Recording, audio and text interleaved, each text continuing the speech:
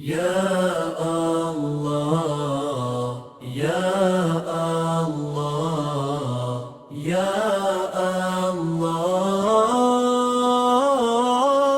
Cukuplah hanya Allah sebagai penolong kami, dan hanya Allah adalah sebaik-baik pelindung. Hidup di dunia banyak cobaan, hidup di dunia banyak cabaran, hidup di dunia banyak ujian. Kita serahkan kepada Allah.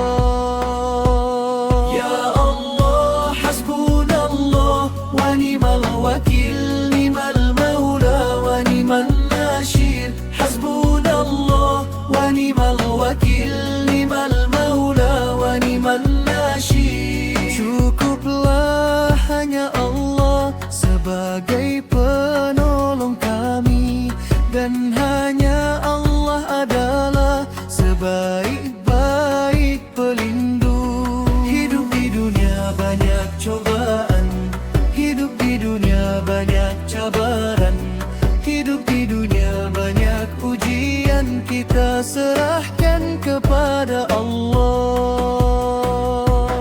Ya Allah, hasbunallah wa ni'mal wakil, ni'mal maula wa ni'man nashir. Hasbunallah wa ni'mal wakil, ni'mal maula wa ni'man nashir. Cukuplah hanya Allah sebagai penolong kami, dan hanya Allah adalah sebaik-baik pelindung. Kita ini makhluk yang lemah, kita ini makhluk yang hina. Jangan kita terpedaya oleh tipu rayuan dunia. Hasbunallah wa ni'mal wakil, ni'mal maula wa ni'man nashir.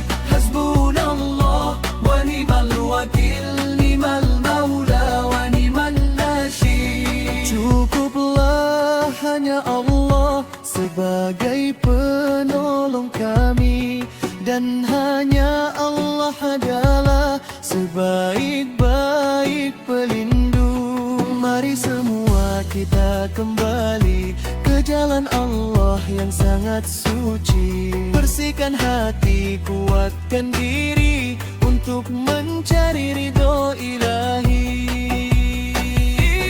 Ya Allah, hasbunallah wa ni'mal wakil, ni'mal maula wa ni'man nashir. Hasbunallah wa ni'mal wakil, ni'mal maula wa ni'man nashir. Ya Allah, hasbunallah wa ni'mal wakil, ni'mal maula wa ni'man nashir.